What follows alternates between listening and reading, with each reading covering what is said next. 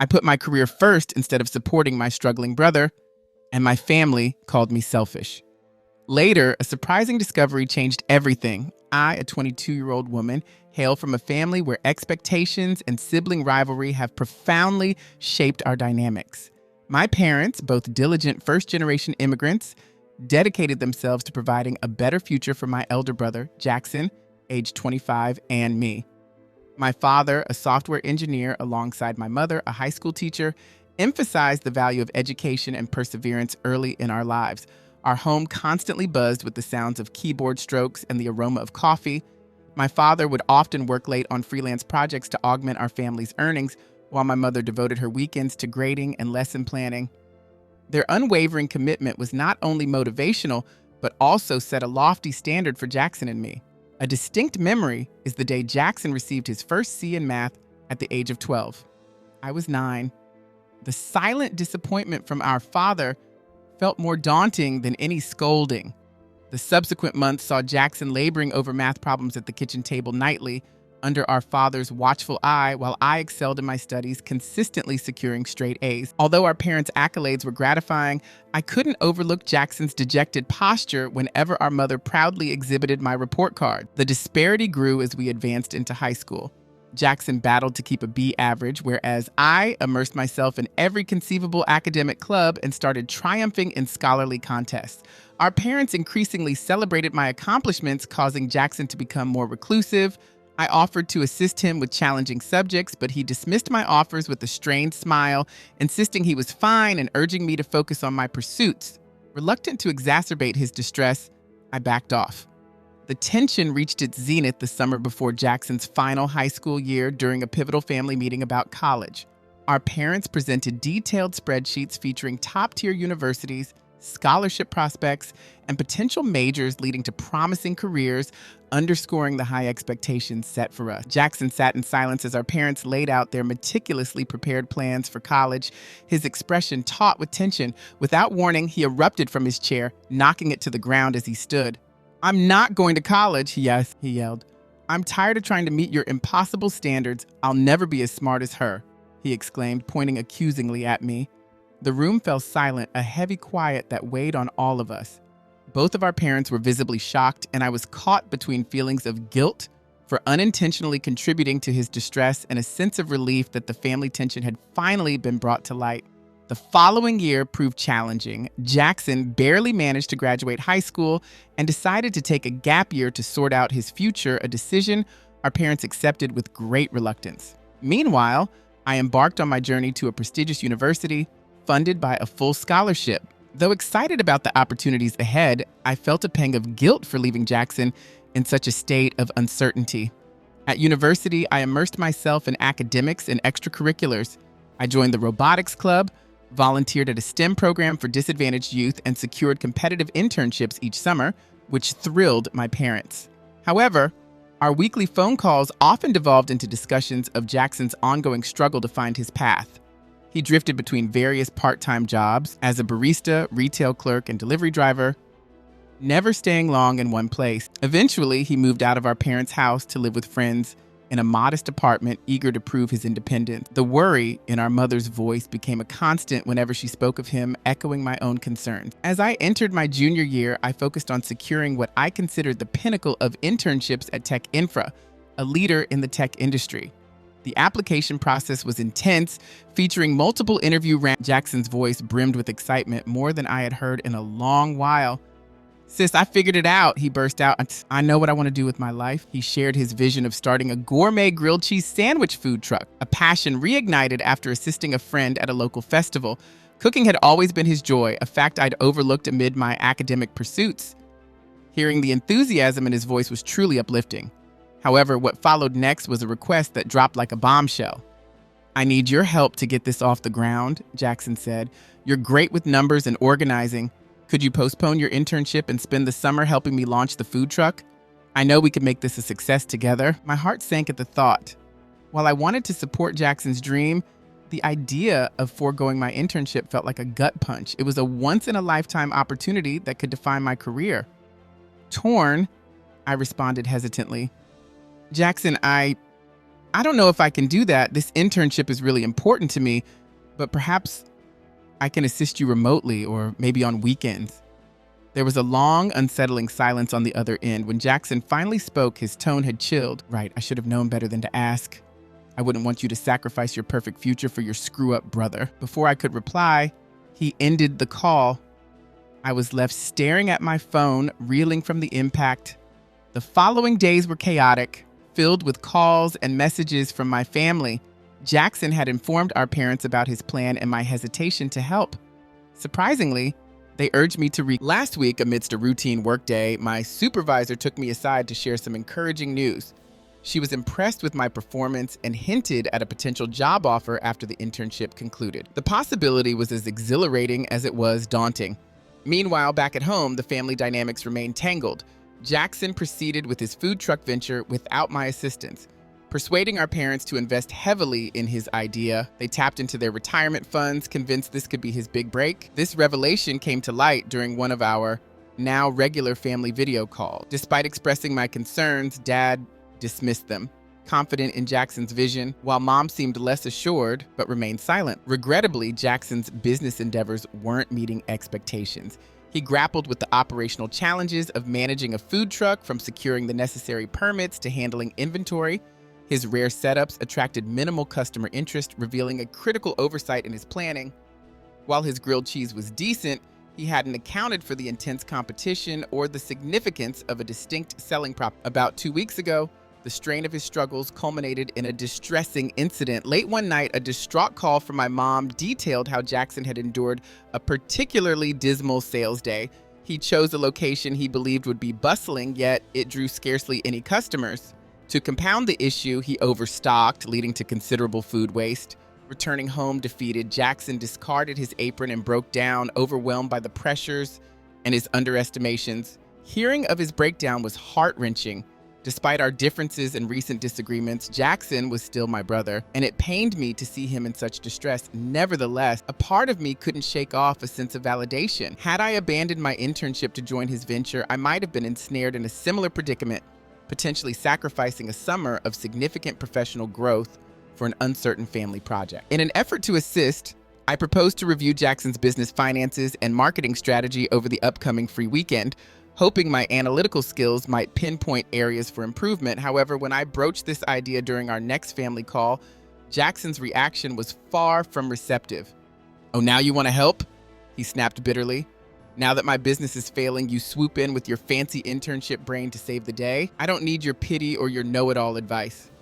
His harsh words stung, but I endeavored to stay composed. "Jackson, I'm just trying to help. I care about you and want you to succeed," I replied, though he was quick to dismiss my effort. "If you cared, you would have been here from the start," he retorted, abruptly exiting the call. The dynamic within our family has drastically changed since. My parents, who initially criticized my decision to pursue the internship, have now shifted to praising it. They've even begun seeking my advice on how to mitigate their financial losses from Jackson's failing venture. This reversal, while validating, also feels unsettling. Their fluctuating support, swinging between Jackson and me depending on who is perceived as more successful at the moment, seems increasingly manipulative. This transformation in their attitude has only deepened Jackson's resentment towards me. He has withdrawn significantly, speaking minimally to us, and spending most of his time secluded in his room or stubbornly persisting with the food truck, despite the escalating losses. This summer's events have illuminated some deep-seated issues in our family dynamics. The way my parents have alternated their support between us, applying pressure indiscriminately, suggests a pattern of behavior that is far from healthy. The competitiveness that I once thought Jackson and I had outgrown clearly lingers, simmering just beneath the surface. Amidst this familial turmoil, I find myself grappling with feelings of helplessness. Stationed hundreds of miles away, I am left to focus on my internship while my family seems on the brink of falling apart. Sleep has become elusive, with nights spent wrestling with doubts about my decisions. Yet, each morning as I engage with my work and immerse myself in my project, I am reminded of the reasons I so ardently pursued this opportunity. For now, I'm striving to strike a balance. I'm dedicated to my internship and the doors it's opening for me, while also keeping the communication channels open with my family. To preserve my well-being, I've chosen to limit our interactions to weekly calls. It's not a perfect solution, but it helps me focus on my professional and personal growth. Journaling has become a new practice for me, serving as a conduit for processing my emotions. Articulating my thoughts and concerns on paper has proven therapeutic, offering me a clearer perspective on my familial situation. It's become apparent that while I deeply care for my family, I cannot shoulder the burden of resolving all their issues. My support is available, but ultimately, Jackson must chart his own course, and my parents must adopt healthier ways of interacting with us as their children, recognizing our distinct path. The future of our family dynamics remains uncertain, marred by unresolved hurt and resentment. Yet, I remain hopeful that over time we can address these issues. For the moment, I am concentrating on maximizing this internship, sending my family thoughts of strength and resilience. Update 2. Another month has passed and there have been several developments within my family. On a positive note, I successfully completed my internship at TechInfo and received a full-time job offer for post-graduation, complete with a generous signing bonus and relocation package. This outcome has affirmed my decision to prioritize my career this summer. Regarding family matters, unfortunately, Jackson's food truck venture has ceased operations. He attempted to mitigate his losses by selling the truck, which had been distinctively customized with an artistic but impractical mural of melting cheese. This choice diminished its appeal to potential buyers, and he was unable to sell it for much. During our last call, Mom conveyed worrying details about Jackson's condition. He was mostly confined to his room, skipping meals. Motivated by a desire to mend fences and assist with their financial predicament, I decided to visit home. However, the situation I encountered was far more severe than anticipated. The moment I stepped inside, the tension was unmistakable. Mom's embrace was desperate, more a plea for help than a welcome, while Dad was engrossed in financial spreadsheets, barely acknowledging my arrival. Jackson was conspicuously absent. Dinner proceeded without him, and it was then that the full extent of the crisis unfolded. Jackson hadn't merely lost the money invested by our parents, he had also secured a high-interest loan using their home as collateral, all without their knowledge. The truth only surfaced when the creditors began their relentless calls. The revelation shattered the evening. Mom collapsed into tears while Dad sat in stunned silence, the weight of their jeopardized home visibly crushing him. The strain erupted into a vehement confrontation when Jackson finally appeared. Years of buried frustrations and disappointments erupted. He accused our parents of unfair comparisons and setting unrealistic expectations, arguing they had predisposed him to failure. In retaliation, they lamented his squandered opportunities and the misplaced trust they had placed in him. Amidst this turmoil, I felt like a bystander in my own family saga. As the arguments peaked, my parents turned to me with a desperate plea. They asked if I could allocate my job's signing bonus to help settle Jackson's debt. I was taken aback. The bonus, significant yet insufficient to cover the full debt, was earmarked for my transition to a costly new city and my own student loans. I declined. Expressing my empathy, I clarified that while I was pained by their plight, I could not compromise my future to rectify Jackson's errors. This refusal sparked yet another wave of contention, with accusations of neglecting familial duties thrown my way. Unexpectedly, Jackson intervened on my behalf. "She's right," he murmured.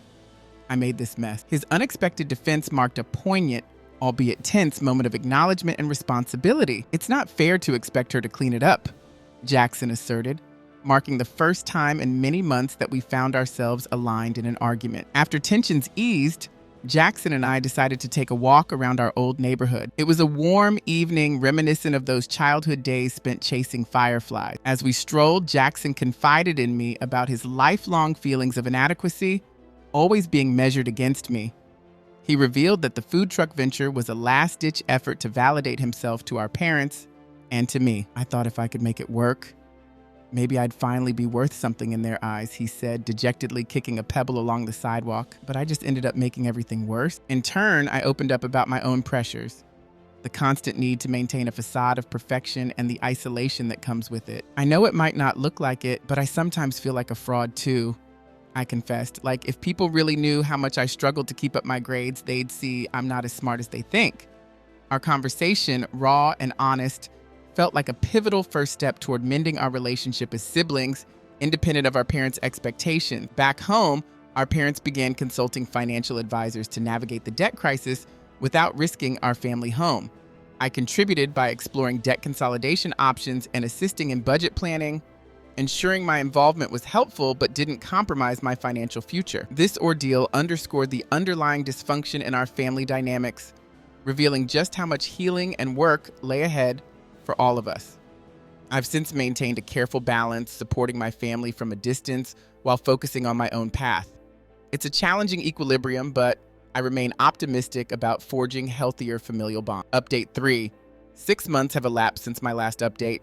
I've graduated from college and commenced my career at Tech Infra. The job is both demanding and fulfilling, providing me daily gratitude for this chance.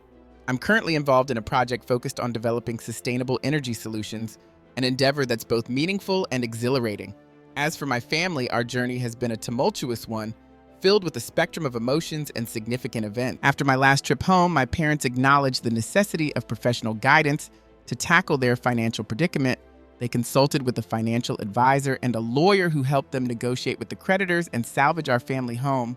It was a narrow escape, but they managed to establish a stringent repayment plan that allowed them to retain the house. This ordeal compelled my parents to confront their enabling of Jackson's risky endeavors and their historically unequal treatment of us. As part of their commitment to change, they began attending family therapy sessions, which have been revelatory for everyone. In a poignant moment during a session I joined virtually, my father broke down and issued a heartfelt apology for the undue pressures he had placed on us over the years. Witnessing his vulnerability was a first for me. Jackson, too, has turned a new leaf. Reaching his lowest point was a catalyst for change. He enrolled in a vocational program for automotive repair, a field he has always had an interest in, but never pursued due to our parents' different aspirations for him. He's flourishing in this practical setting and has even secured an apprenticeship post-graduation. The relationship between Jackson and me has transformed significantly. Our regular video calls focus on personal updates rather than comparisons, a refreshing change from our past dynamics. Last month, Jackson visited me in my new city. We spent a wonderful weekend dining out, exploring local sites, and enjoying a comedy show. For the first time in a long while, it felt like I truly had my brother back. My parents are diligently working to rebuild their retirement funds and have apologized for pressuring me to use my signing bonus to cover Jackson's debts. They also expressed regret for the unrealistic expectations they set for Jackson, acknowledging that these were misaligned with his true passions. These developments have been sobering yet strengthening for our family. Personally, I've gained insights into the necessity of setting boundaries and the value of clear communication. I no longer shy away from voicing my opinions or celebrating my successes, free from any accompanying guilt. We are by no means a perfect family, and challenges remain, but we are learning to support each other in more constructive ways. I'm heartened by our progress and remain cautiously optimistic about our continued growth and the health of our family dynamics. To everyone who stood by me through these tumultuous times, your advice and encouragement were invaluable. Thank you for helping me navigate one of the most challenging chapters of my life. Here's to ongoing growth and healthier relationships for all of us.